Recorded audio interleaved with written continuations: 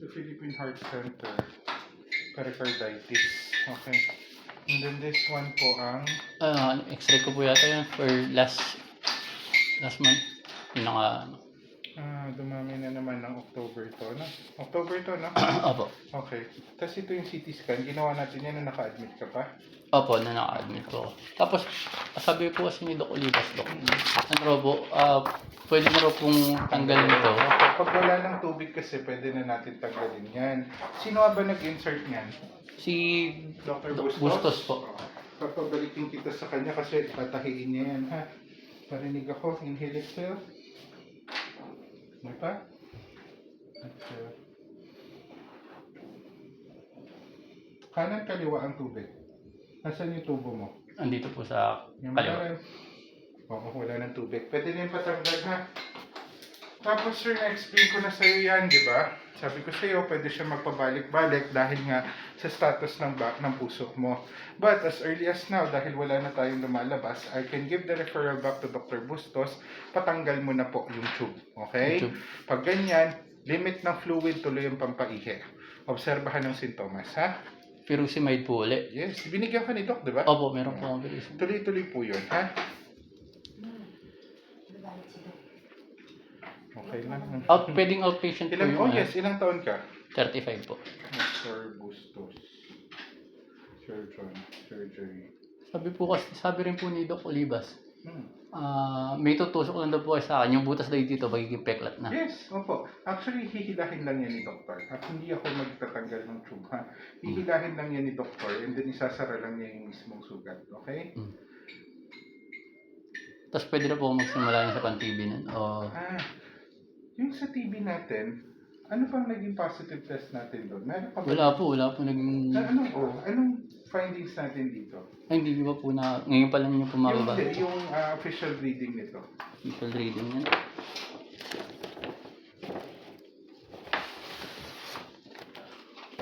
So, balik ka doon sa Carmel, no? For removal of CTT kay Dr. Bustos, ha? Na-test mo na yung plema? Nabigyan na kita ng test sa plema? Wala pong problema kasi lumabas sa akin, Dok, kaya hindi po ako nakapagpa-test nung nandun ako sa Mount Carmel. Okay. Pero yung mga tinest natin sa tubig, yan yung mga yan. Patingin nga ako, yung mga sinend natin sa high precision. May mga resulta ka na ba? Lahat ng mga pinadala natin tubig.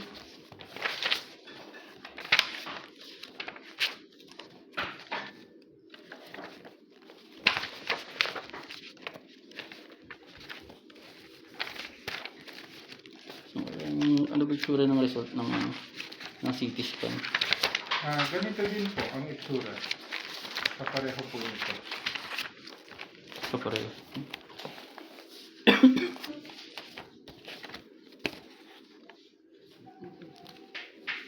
Hematology. Ilang taon ka ngayon, Sir Jay? 35 po. Okay. So, I'll explain yung gagawin natin, ha?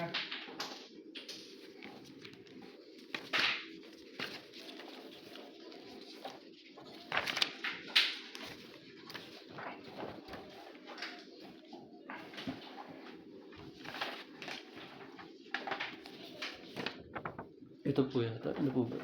Hindi, to the echo po ito. Ang kailangan ko is the tatlong bagay, Sir Jay. Explain ko sa iyo, ha? So, itong mga dinala mo sa akin, ang mga bagay na kinakailangan kong makita is official reading ng CT scan, test sa plema ng sa TB, yun po yung request ko nung na-admit ka. Ang ikatlo, yung mga tinest na tubig sa baga po ninyo. Meron po kasi tayong tinanggal na tubig, di ba? Nung kinapit yung tubong yan. Andito lang po lahat siguro yun, Dok. Patingin ko ako. Kasi po, hindi ko po alam kung ano po yung... Kailangan po talaga na... Yung nangyari sabi po ni Doc Olivas, ano raw eh, hindi raw tinatanggap pagka laway lang. Subukan niyo pong lumapit sa ONA or sa JBL kasi mas nagpa-process sila kahit medyo malabnaw ang nagpapasa. Subukan niyo po, no? So itong mga test na ito, kung may kailangan kayong balikan sa Carmel, susulatan ko kayo. Yun po yung pleural fluid cytology na tinatawag. Yun po yung tinest natin sa inyong sa inyong baga nung tinanggal natin, ha?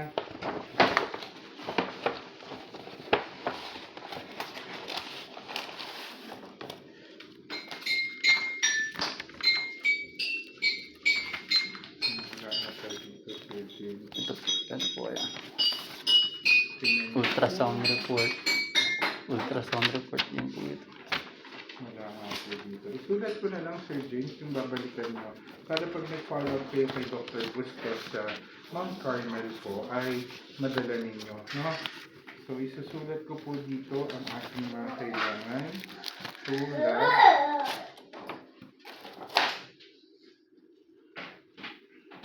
Respectfully requesting for pleural fluid studies results, cytology, AFD, TB, gene expert, done last admission.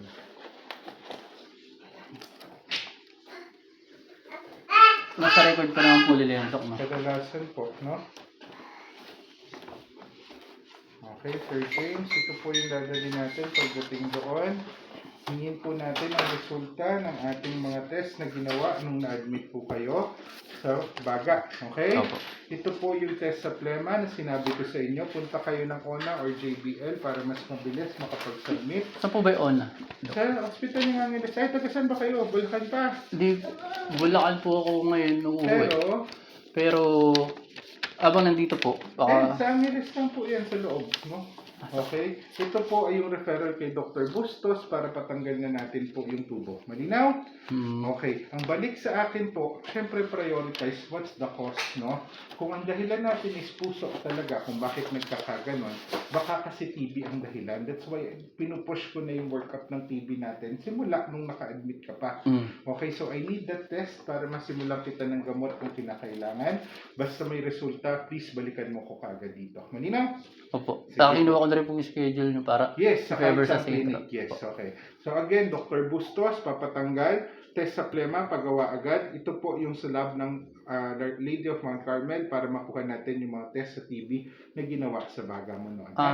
question po. May idea po kaya kung magkano Okay. yung ano? Removal? Opo. Dapat wala po halos. Dapat consultation lang din halos or outpatient procedure lang yan. Tanong nyo na lang po muna. Okay? I-schedule lang po ako dito. Opo, sa clinic lang yan tinatanggal. Ha? Okay? Sige po, thank you po. Ingat po. Sige po. Baka outpatient OR lang ang isingil niya. Hindi ko lang alam kung magkano. Ingat Kasi po. meron pa ano eh. Opo, ingat po kayo. So, thank you po.